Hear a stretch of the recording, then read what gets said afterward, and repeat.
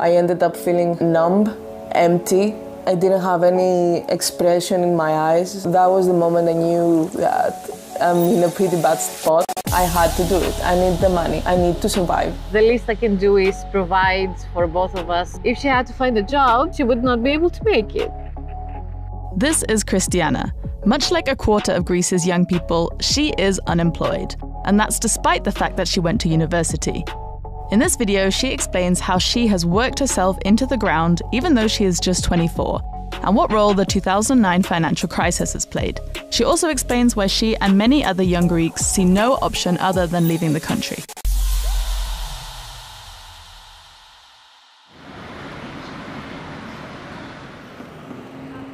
This is the area I was working in a retail store.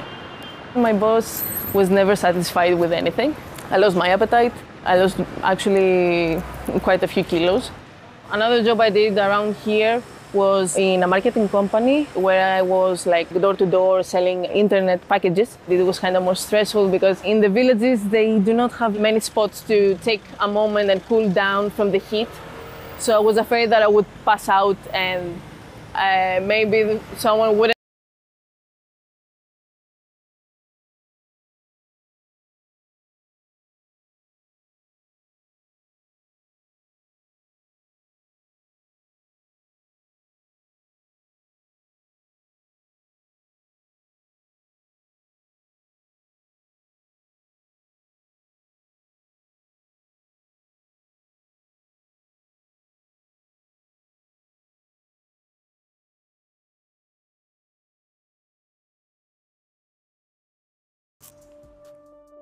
As a kid, I actually had a very fun and happy childhood.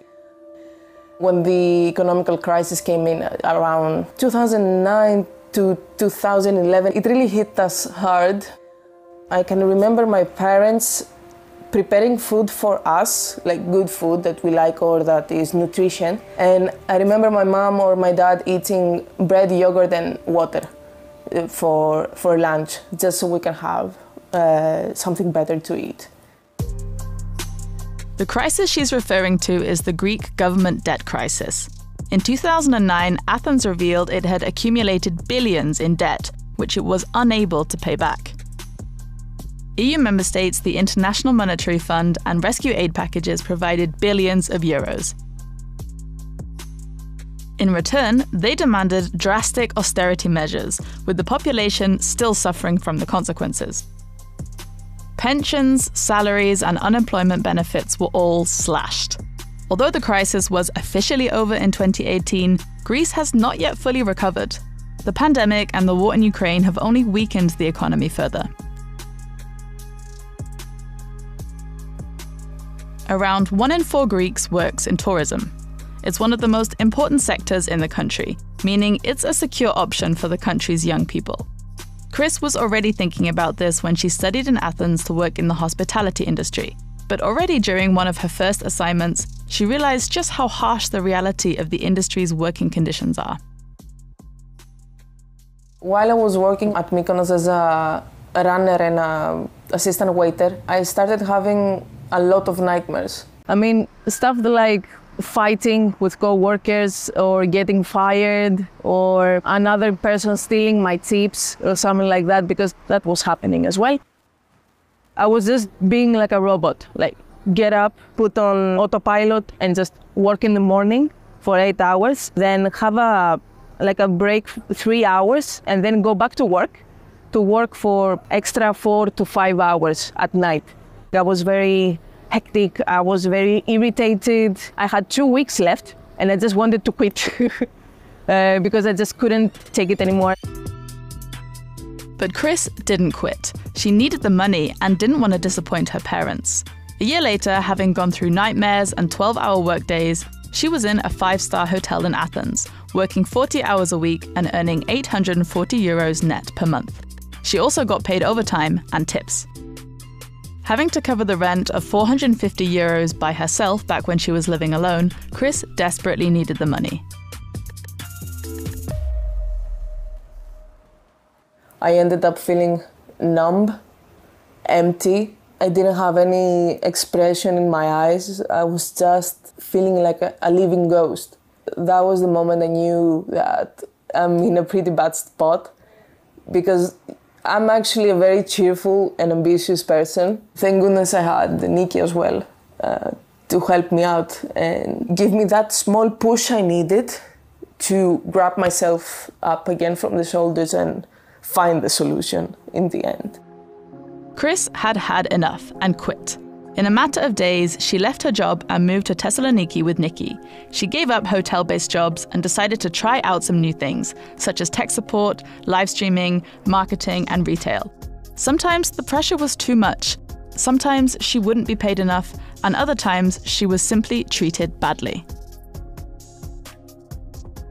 At the beginning of 2024, Chris was completely exhausted and realized she simply could not continue like this. In the long run, she wants to get out of Greece and go abroad with her girlfriend Nikki to work as a programmer. She wants a job that pays well and promises a good work-life balance. To help achieve her goal, she's currently doing a free online course.